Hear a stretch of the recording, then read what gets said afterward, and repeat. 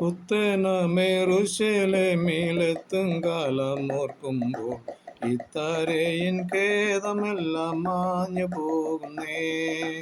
പുത്തനമേറുശലേമിലെത്തും കാലം ഓർക്കുമ്പോൾ ഇത്തരയിൻ ഖേദമെല്ലാം മാഞ്ഞു പോകുന്നേ.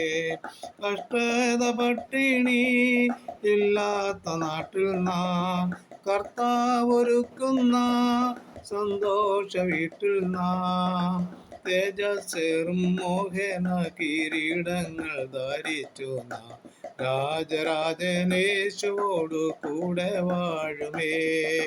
തേജസ്സേറും മോഹന കിരീടങ്ങൾ ധരിച്ചു നാം രാജരാജനേശുവോട് കൂടെ വാഴുമേ. നീതി സൂര്യശോഭയാൽ നല്ല ഇരുൾ മാറിടും, ഭീതിയും അനീതിയുമില്ല ലേശവും. സന്തോഷശോഭനം ആ നല്ല നാളുകൾ ലോകം ഭരിച്ചിടും കർത്താവിനാളുകൾ. ശോകം രോഗം യുദ്ധാദികളിൻ വിപ്ലവം പോകുമെല്ലാം യേശുരാജ് പൂവിൽ വാഴുമ്പോൾ. പുത്തനാമേ യെരൂശലേമിൽ എത്തും കാലം ഓർക്കുമ്പോൾ ഇത്തരയിൻ ഖേദമെല്ലാം മാഞ്ഞു പോകുന്നേ. പുത്തനാമേ യെരൂശലേമിൽ എത്തും കാലം ഓർക്കുമ്പോൾ ഇത്തരയിൻ ഖേദമെല്ലാം മാഞ്ഞു പോകുമേ. യേശുക്രിസ്തുവിൻ്റെ നിസ്തുല്യ നാമത്തിൽ എല്ലാ ശ്രോതാക്കൾക്കും സ്നേഹവന്ദനം അറിയിക്കുന്നു. ഇന്നത്തെ ചിന്തയ്ക്ക് വേണ്ടി പുതിയ ആകാശവും പുതിയ ഭൂമിയും എന്നുള്ളൊരു ചെറിയ ചിന്തയാണ് നിങ്ങളെ ഓർപ്പിക്കാൻ ഞാൻ ആഗ്രഹിക്കുന്നത്. ന്യായവിധിക്ക് ശേഷം ഒന്നാമത്തെ ആകാശവും ഭൂമിയും ഒഴിഞ്ഞു പോകും, സമുദ്രവും ഇനിയില്ല. പുതിയ ആകാശവും പുതിയ ഭൂമിയും കണ്ട് പുതിയ യെരൂശലേം എന്ന വിശുദ്ധ നഗരം ഭർത്താവിനായി അലങ്കരിച്ചിരിക്കുന്ന മണവാട്ടിയെ പോലെ ഒരുങ്ങി സ്വർഗത്തിൽ നിന്ന് ഇറങ്ങുന്ന കാഴ്ച യോഹന്നാൻ വെളിപ്പാടിൽ ദർശിച്ചു. സിംഹാസനത്തിൽ നിന്നൊരു മഹാശബ്ദം പറയുന്നത് കേട്ടു, ഇതാ മനുഷ്യരോടുകൂടെ ദൈവത്തിൻ്റെ കൂടാരം, അവൻ അവരോടുകൂടെ വസിക്കും, അവർ അവൻ്റെ ജനമായിരിക്കും, ദൈവം താൻ അവരുടെ ദൈവമായി അവരോടുകൂടെ ഇരിക്കും. ഇവിടെ മുതൽ നിത്യതയുടെ വാസം ആരംഭിക്കുകയാണ്. അവസാനമില്ലാത്ത ഒരു ജീവിതം, അല്ലെങ്കിൽ ഒരു അവസാനമില്ലാത്ത ഒരാരംഭം ഇവിടെ ആരംഭിക്കുകയാണ്. ദൈവം മനുഷ്യനെക്കുറിച്ച് ചിന്തിച്ച് ആരംഭിച്ച പ്രവൃത്തിക്ക് ഒരു പൂർത്തീകരണമാകുകയാണ്.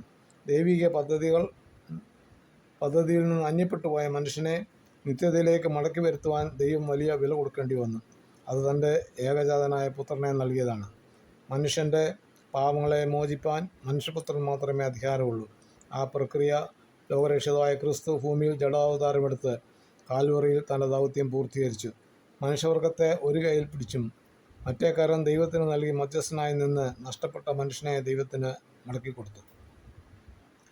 മനുഷ്യൻ്റെ വീണ്ടെടുപ്പിന് ആത്മാവിൻ്റെയും ശരീരത്തിൻ്റെയും വീണ്ടെടുപ്പുള്ളതുപോലെ ശാപത്തിന് കീഴായി തീർന്നിരുന്ന ഈ ഭൂമിക്കും ഒരു വീണ്ടെടുപ്പ് ഉണ്ട് എന്ന് പൗലോസ് അപ്പോസ്തലൻ എഫെസ്യർ 1:13 വ്യക്തമാക്കുന്നു.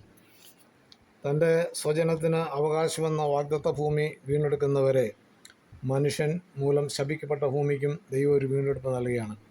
ക്രിസ്തു ഭൂമിയിലേക്ക് ഇറങ്ങി വന്ന് തൻ്റെ മഹത്വവാഴ്ച ആരംഭിക്കുമ്പോൾ ശാപത്തിന് കീഴിലായിരുന്ന ഭൂമിക്ക് വീണ്ടെടുപ്പ് ലഭ്യമാകും. പത്രോസ് അപ്പോസ്തലൻ ഇപ്രകാരം പറയുന്നു, 2 പത്രോസ് 3:7 ഇപ്പോഴത്തെ ആകാശവും ഭൂമിയും അതേ വചനത്തെ തീയ്ക്കായി സൂക്ഷിച്ചും ന്യായവിധിയും ഭക്തികെട്ട മനുഷ്യരുടെ നാശവും സംഭവിക്കാനുള്ള ദിവസത്തിനായി വേണ്ടിയും കാത്തിരിക്കുന്നു. അഗ്നിപ്രളയാനന്തര ഭൂമിയുടെ അസ്വസ്ഥം അഥവാ ധാതുവിൽ നിന്ന് തന്നെ ഒരു പുതിയ ഭൂമി ഉളവാകും. അതിനെക്കുറിച്ച് യെശയ്യാ പ്രവാചകൻ ആത്മാവിൽ കാണുന്നു, ഇതാ ഞാൻ പുതിയ ആകാശവും പുതിയ ഭൂമിയും സൃഷ്ടിക്കുന്നു, മുമ്പിലത്തവ ആരും ഓർക്കയില്ല, ആരുടെയും മനസ്സിൽ വരികയില്ല.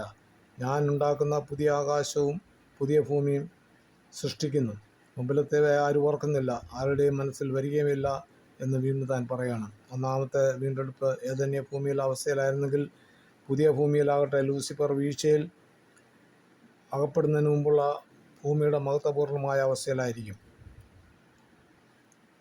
വീണ്ടെടുക്കപ്പെട്ട വിശുദ്ധജനം പുതിയ ഭൂമിയിൽ വസിക്കുകയും ദൈവത്തെ മുഖമായി കണ്ട് അവനെ ആരാധിക്കുകയും അവരിൽ ചിലർക്ക് പ്രത്യേക ചുമതലകളോടുകൂടിയുള്ള ബന്ധത്തിൽ മറ്റു ഗ്രഹങ്ങളിലേക്ക് പോക്കുവരവിനുള്ള സ്വാതന്ത്ര്യം ദൈവം നൽകുകയും ചെയ്യും. പൊതുവാന ഭൂമികൾ സൃഷ്ടിച്ചാനന്തരം അതിൽ പുതിയ യെരൂശലേം എന്ന മനോഹരവും അത്ഭുതകരമായ നഗരത്തെ ദൈവം സ്ഥാപിക്കും.